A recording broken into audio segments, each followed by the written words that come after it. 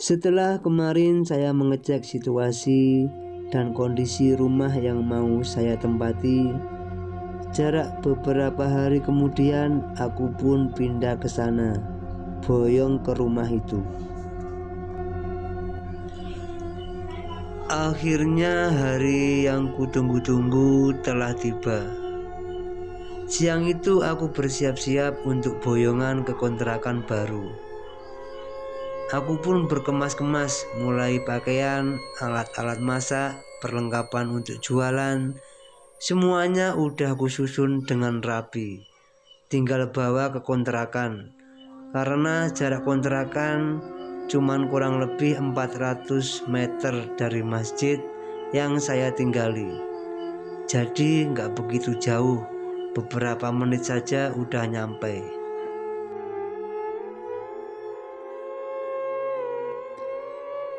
Aku pun langsung minta izin kepada beliau, "Kang, aku mau pindahan hari ini. Insya Allah sore nanti saya mau boyongan ke sana, ke kontrakan baru." Beliau pun menjawab, "Kamu sudah siap?" Aku pun menjawab, "Sudah, Kang." Lalu beliau berpesan kepada saya, "Jaga diri baik-baik, perbanyak baca sholawat, dan nanti kamu harus tetap mengajar ngaji anak-anak di sini kalau sore. Jangan lupa sering main ke sini." Aku pun menjawab, "Nggih Kang, insya Allah saya sering kesini kalau waktu luang." Aku pun mulai mengangkut barang-barangku ke kontrakan. Aku mengajak salah satu santri di TPQ. Aku datangi rumahnya. Kebetulan dia di rumah. "Assalamualaikum." Lalu dia menjawab, "Waalaikumsalam." Anak itu bernama Ian. Aku pun mengajaknya, "Yan, aku minta tolong bantu aku mengangkat barang-barang ke kontrakan." Ian pun menyahut, "Ayo Mas, bawa motor ya Mas, biar lebih cepat," sahut Ian. Aku pun langsung menjawab, "Iya wes, ayo." Kebetulan kami sudah akrab. Kami sudah seperti adik dan kakak. Sudah lama kami saling mengenal. Dia pun juga ngaji di masjid yang saya tinggali. Saya dan Ian sama statusnya, yaitu sama-sama anak yatim. Jadi kami kenal akrab sekali, seperti adik dan kakak. Banyak sekali orang-orang bilang kami itu mirip dan seperti adik dan kakak.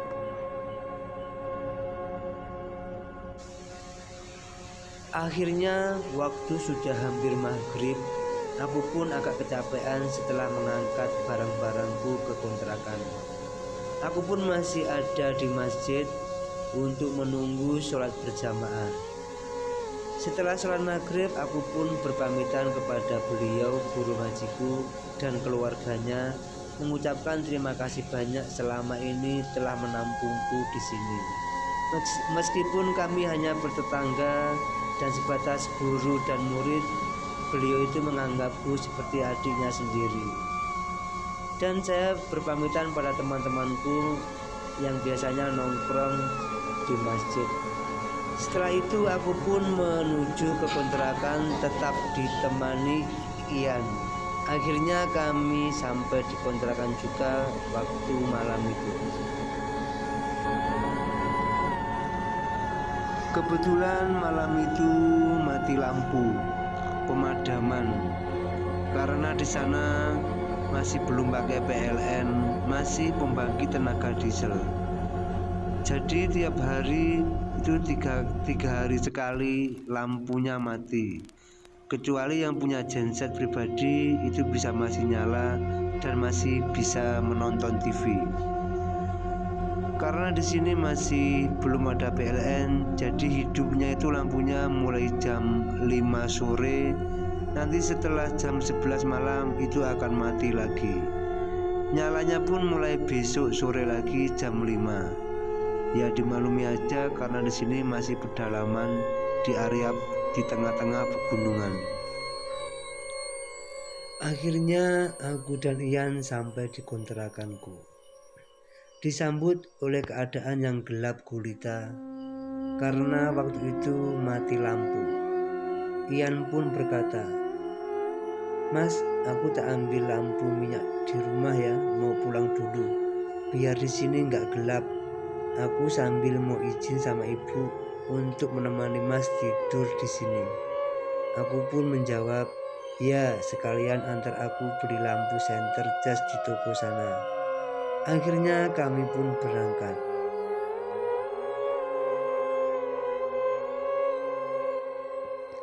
Aku pun pergi ke toko untuk beli lampu senter yang bisa dicas agar tidak kebingungan lagi kalau ada pemadaman lampu. Ian pun pergi pulang ke rumahnya untuk mengambil damar atau lampu minyak untuk dibawa ke kosku karena aku belum punya. Ian pun disuruh sama ibunya untuk menemaniku malam itu karena aku juga sudah kenal dekat sama ibunya. Mungkin karena kasihan, si Ian pun disuruh menemaniku. Saya pun sudah akrab dan kenal baik sama keluarganya. Akhirnya aku dan Ian udah nyampe di kontrakan. Kami pun masuk ke rumah, disambut oleh keadaan yang gelap gulita. Kami pun duduk dan ngobrol di ruang tamu sambil ditemani oleh suara-suara kodok dan lain-lainnya. Karena di belakang rumah kosku adalah sebuah persawahan dan pekarangan. Kami pun mengobrol dan bergurau sambil menikmati sebuah kue. Kebetulan saya tadi beli kue waktu pas beli senter di toko. Tidak lama kemudian waktu sudah isya. Kami pun berdua siap-siap untuk melaksanakan sholat berjamaah di kamar. Saat itu aku akan melangkah menuju ke kamar. Aku pun merasa kurang nyaman karena kamar itu sudah lama sekali nggak ditempati. Hawa pengap dan hawa agak kurang nyaman, terasa kurang enak, yaitu terasa agak hangat gimana gitu ya suasananya di kamar. Saya berpikir mungkin karena udah lama nggak ditempati, dan sepertinya aku merasa aku diperhatikan oleh orang. Aku merasa ada yang memperhatikan atau mengawasi kami berdua saat itu.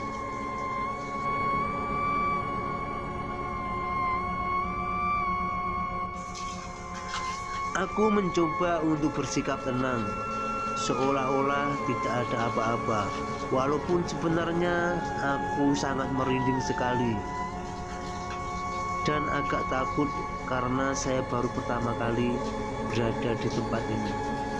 Karena aku takut si Ian nanti ikut-ikutan menjadi takut, aku berusaha untuk bersikap tenang.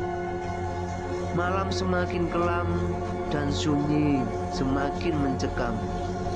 Ian pun rebahan di tempat tidur sambil bermain HP-nya.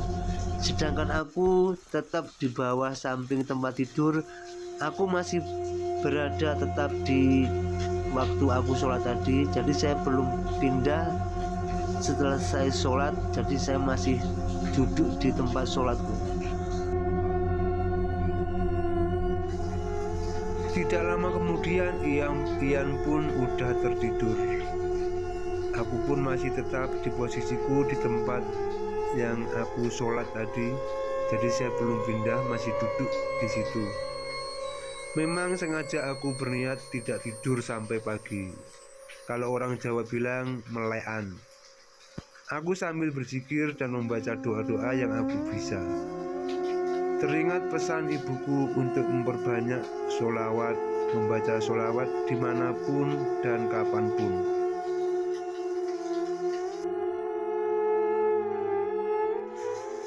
Malam semakin kelam dan disinilah dimulai terdengar suara-suara yang gak jelas. seperti pintu yang terbuka sendiri dan suara berisik dari kamar kosong di belakang. Saat itu pikiranku hanya tertuju pada Ian. Aku khawatir terjadi apa-apa kepadanya karena dia masih tidur. Aku pun berusaha untuk tenang dan sambil membaca doa-doa sebisa saya. Walaupun saat itu saya merinding, badanku agak-agak gemetar sedikit.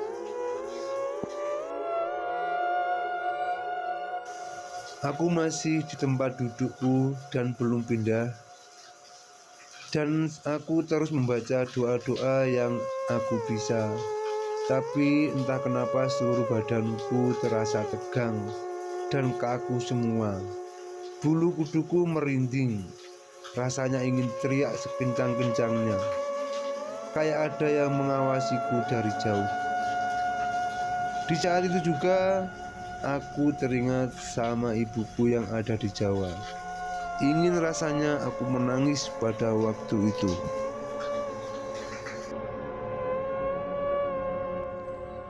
Aku segera bangkit dari tempat dudukku dan melihat jam di HP-ku sudah menunjukkan pukul 2 malam. Aku berpikir gak lama lagi udah subuh. Hatiku agak sedikit tenang. Aku langsung mengambil surah Yasin yang ada di atas lemari. Berbekalkan senter yang aku beli tadi, kugunakan untuk penerangan. Dan aku pun mengaji sambil menunggu waktu subuh. Tapi mengajinya dengan perasaan yang agak-agak merinding dan agak was-was.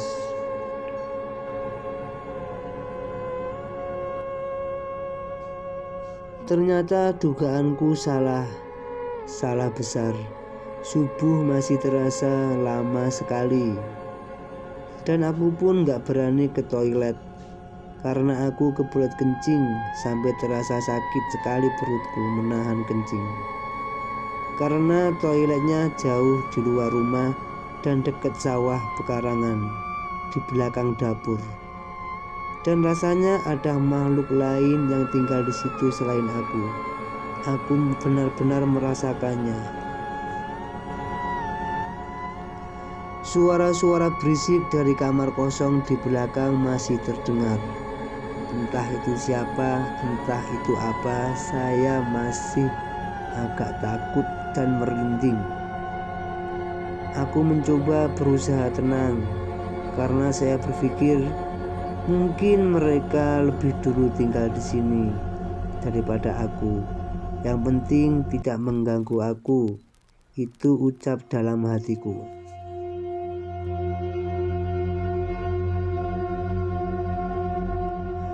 Gak lama kemudian, alhamdulillah, terdengar suara azan subuh. Lega sekali rasanya. Setelah pagi mulai agak terang, lalu aku bangunkan Ian untuk sholat subuh berjamaah di kamar. Akhirnya kami pun sholat subuh di kamar. Tidak sampai di situ. Besoknya semakin tambah ekstrim, semakin tambah lebih menegangkan lagi ternyata. Mereka semakin tambah berani menunjukkan dirinya. Malah semakin jelas keberadaan mereka di rumah itu.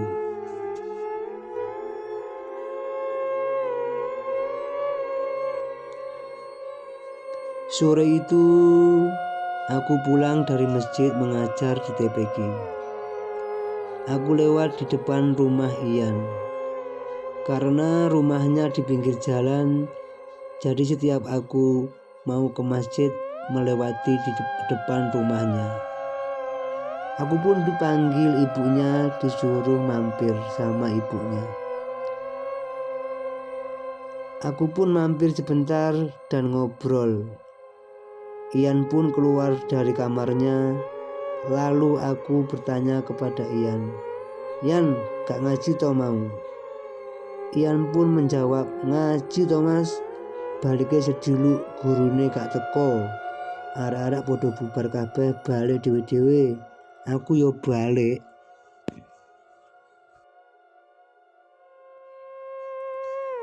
Dalam benakku ingin berkata, "Yan, gak turu nang omahku neh."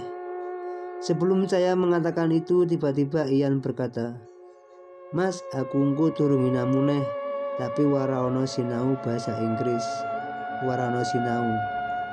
Aku pun menjawab, "Yo engko tak warai lah aku iso." Kami pun bercakap-cakap dan bercerita-cerita. Lalu saya pulang karena waktu sudah sore. Aku pun berpamitan kepada ibunya untuk pulang ke kosan. Tak lama kemudian aku pun pulang dan sampai rumah. Ian pun menyusul ke rumah kemudian. Kebetulan waktu itu sudah mau azan maghrib dan saya mau melaksanakan sholat berjamaah di musola. Kebetulan di dekat rumahku jarak beberapa langkah ada musola kecil, musola pribadi. Lalu kami pun sholat berjamaah di musola itu.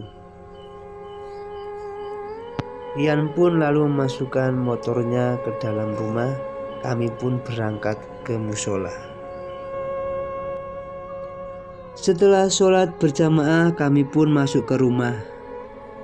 Aku ngasih tahu ke Ian, "Yan, sebelum belajar ngaji dulu, baca surat Yasin bareng-bareng saya. Setelah itu kamu belajar, aku mau masak buat jualan besok." Ian pun menyaut, "Iya Mas, nanti setelah belajar aku bantu masak dan makan pentolnya ya, hahaha," ucap Rian.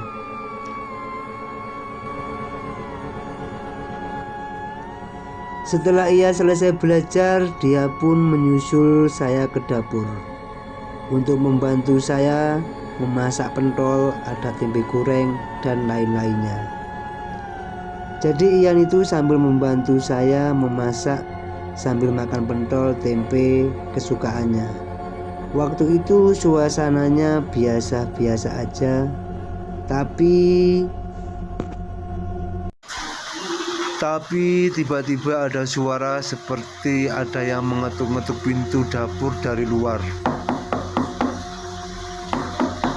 Aku dan Ian pun kaget dan saling bertanya, "Sopo Mas kuwi Mas?" Bengi-bengi. Karena di belakang dapur sudah persawahan dan pekarangan. Aku nggak tahu siapa itu dan tiba-tiba ada yang ngomong, "Lek, njaluk pentol lek." Saya pun langsung menjawab, "Ya mlebu lan njaluk rene yo." Saya bilang begitu.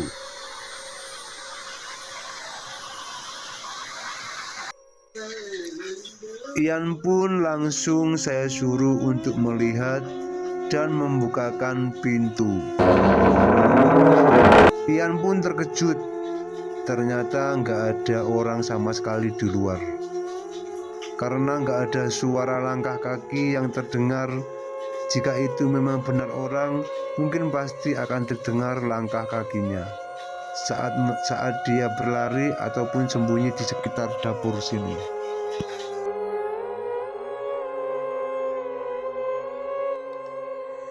Ian pun terdiam, aku pun juga terdiam. Tapi saya berusaha untuk tetap tenang agar tidak merasa takut. Terus saya suruh dia tutup lagi pintunya dan segera menyelesaikan masakannya. Kami pun lalu masuk kamar dan kami pun ngobrol dan bercerita-cerita sedikit. Aku pun mengalihkan perhatian agar Ian gak merasa takut. Tidak lama kemudian Ian pun tertidur. Aku masih berpikir siapa yang tadi minta pentol di belakang dapur. Aku pun sambil berdoa di dalam hati saya agar kami berdua dijauhkan dari mara bahaya. Malam mulai terasa sunyi, masih seperti kemarin. Ada seperti suara pintu yang terbuka. karena kamarku pas di sebelah pintu utama depan. Aku pun terdiam sambil membaca doa-doa yang aku hafal. Oke guys, terima kasih telah menonton video ini. Saksikan kelanjutan ceritanya di part 3 yang lebih seru dan menegangkan. Saya ucapkan terima kasih banyak. Saya akhiri. Wassalamualaikum warahmatullahi wabarakatuh.